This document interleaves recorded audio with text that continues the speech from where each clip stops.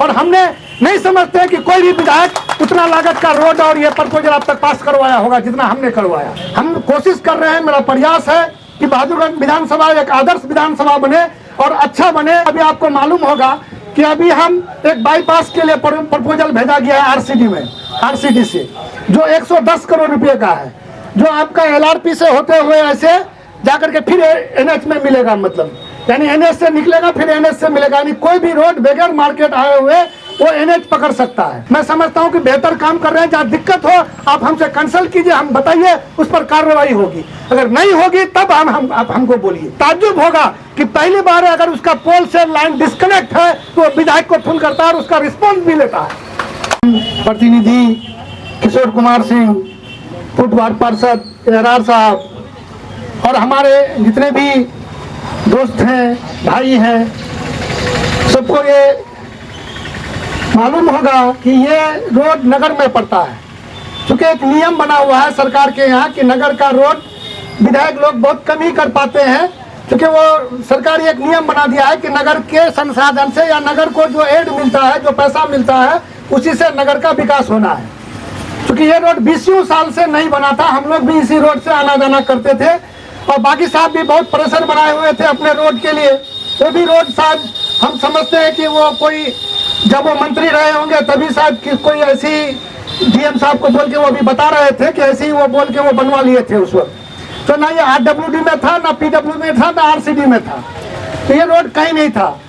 जब ये नहीं हो पा रहा था, हम लोग पूर्व में भी नगर चेयरमैन रहे थे या नगर के जो भी जिम्मेदारान थे उन लोगों से हम लोगों ने कहा, तो ये फंड के अभाव में नहीं हो पा रहा था। तो बड़ा मुश्किल से फिर हम लोग विधानसभा में जब कई बार मैं इस मसले से क्वेश्चन किया तो वहाँ से आदेश किया गया आरडब्ल्यूडी को कि आप इस रोड को ये करके आरडब्ल्यूडी में कन्वर्ट कराइए। तो बताया गया कि इसका एनओसी नगर से लेना पड़ेगा। फिर तत्कालीन जो एग्जीक्यूटिव थे उससे एनओसी लेकर के इसको आरडब्ल्यूडी में कन्वर्ट करा करके लगभग अभी 4 रोड एक ग्रुप में जो टेंडर हुआ था, जो अगस्त 2022 में ही टेंडर हो गया था, ये इस रोड का, ये चारों रोड का, लेकिन कुछ टेक्निकल प्रॉब्लम की वजह से हो नहीं पा रहा था। तो अभी जाकर के फिर बहुत प्रेशर जब दिया एग्जीक्यूटिव को, एग्जीक्यूटिव बोल रहा है कि ठेकेदार नहीं कर रहा है, ठेकेदार बोल रहा है कि एग्जीक्यूटिव साहब ठेकेदार से बात ही नहीं हो पा रही थी।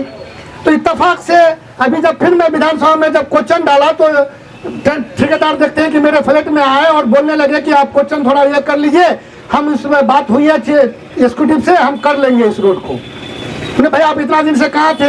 तो बताया कि कुछ प्रॉब्लम है। तो प्रॉब्लम यह था कि ये रोड 10 फीट का है और अभी आरडब्ल्यूडी में 12 फीट का रोड बनना है।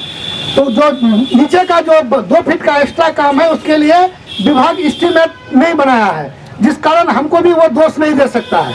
तो हम भी देखे कि बात सही है, तब हम एग्जीक्यूटिव से बात किए।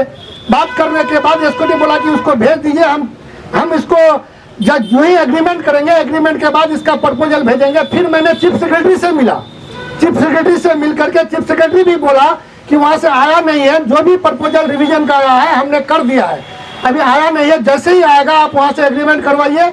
हम चूंकि मंत्री जी को बोले, मंत्री जी चीफ सेक्रेटरी को बुलवा दिए मेरे सामने में हम उनको बोले कि ऐसी ऐसी बात है भाई, नहीं हो रहा है, आज 1 साल होने जा रहा है, अगस्त आएगा तो 1 साल हो जाएगा, टेंडर होने का काम ही नहीं हो रहा है, लोग परेशान है, जाने आने में काफ़ी मुश्किल है।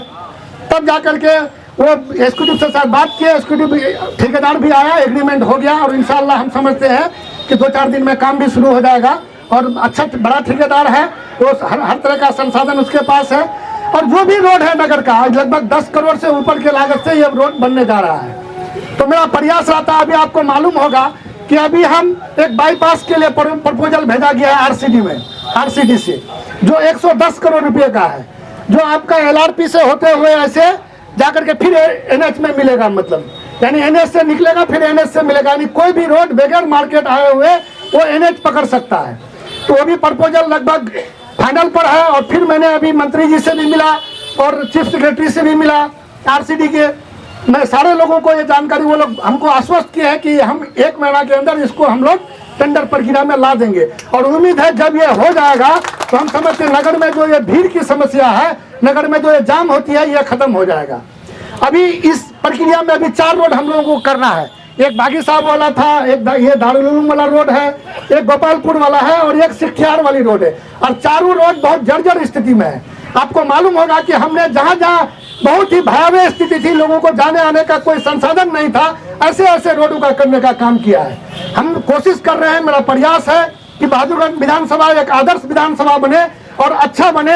हमारा प्रयास भी अभी बता रहे थे चेयरमैन साहब कि इसके लिए पार्क के लिए आप पार्क का डीपीआर बनवाइए, पास करवाएंगे हम, क्योंकि आप जिसको बना के भेजे हैं, आपके अल्लाह के फजल करम से आपका जो प्रतिनिधि है वहाँ एक अहमियत रखता है। और हमने नहीं समझते कि कोई भी विधायक उतना लागत का रोड और ये प्रपोजल अब तक पास करवाया होगा जितना हमने करवाया। अभी लगभग 12 से 14 रोड हमारा है जो सरला से जो भड़ाजे जाती है, इस तरह का कई रोड है।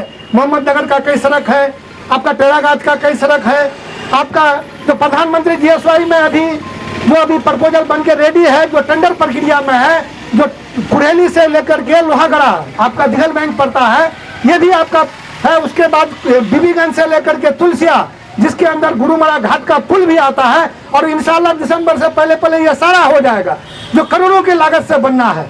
तो हम लोग प्रयासरत है, बस आप लोगों की दुआएं चाहिए कि आप लोग दुआएं दिए कि और बेहतर काम हो। जहां आपको अगर दिक्कत हो, अभी एक भाई साहब बता रहे थे लक्ष्मीपुर, मैंने कभी देखा ही नहीं इस शख्स को, जबकि लक्ष्मीपुर के लोग अगर कोई झंझट होता है तो मुझे फोन करते हैं और मैं जाता हूं, वहां का जाके सॉल्व करता हूं।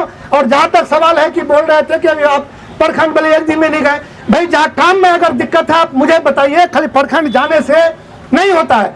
जब हम लोग चेयरमैन थे या हम वार्ड पार्षद, मेरी वाइफ थी, तो आपको मालूम होगा मेरे वार्ड के लोग बोले वार्ड पार्षद बोले ये जहाँ की नहीं, की नगर पंचायत जहाँ की नहीं, लेकिन आपको मालूम होगा कि जितना भी कॉलोनिया था फ्री में मैंने करवाया था अपने वार्ड का। तो ये खाली जाने से या आने से नहीं होगा, पदाधिकारियों पर एक पकड़ होनी चाहिए। और जो भी पदाधिकारी है, मैं समझता हूं कि बेहतर काम कर रहे हैं, जहाँ दिक्कत हो आप हमसे कंसल्ट कीजिए, हम बताइए, उस पर कार्रवाई होगी। अगर नहीं होगी तब आप हमको बोलिए। जहाँ दिक्कत है आप अगर नहीं बताइएगा, आप अपने मन से कोई पास कराने के लिए पैसा दे दीजिएगा, अपना पास करा लीजिएगा, जब बोलिएगा कि विधायक जी पैसा ले लीजिए। किसी के पास जाने के बाद बहुत लोगों का मैंने लौटाने का भी काम करवाया, जब जानकारी में आया। तो आप जानकारी नहीं दीजिएगा, चुपचाप रहिएगा, तो ये तो भी गलत बात है। आप जहाँ कोई दिक्कत है, हम समझते हैं कि इलाके के सारे लोगों के पास मेरा नंबर है। जहाँ एक मामूली से आपको ये ताज्जुब होगा कि पहली बार अगर उसका पोल से लाइन डिस्कनेक्ट है तो विधायक को फोन करता है और उसका रिस्पॉन्स भी लेता है। आपको मालूम होना चाहिए कि हर मसले पर जो भी आपका अगर दिक्कत है, सारे लोगों के पास नंबर है। कहीं भी दिक्कत आता है तो लोग फोन करते हैं और फोन पर ही काम होता है। जहाँ सवाल है कि भाई जहाँ समीक्षा बैठक करने की जरूरत पड़ती है, किया जाता है। जिला में समीक्षा की बैठक होती है, जिला में किया जाता है। हमको काम से मतलब है कि हमारा विधानसभा बेहतर कैसे बने, लोगों को कैसे सुविधा मिले, और इंशाल्लाह हम देख रहे हैं कि उसके तरफ हम लोग आगे बढ़ रहे हैं और बेहतर होगा आने वाले दिनों में इंशाल्लाह। और हमारा विधानसभा आदर्श विधानसभा की ओर अग्रसर है और आने वाले दिनों में भी और काम होगा इंशाल्लाह। इसी उम्मीद के साथ आपसे रुखसत होता हूँ। खुदा हाफिज। अल्लाह।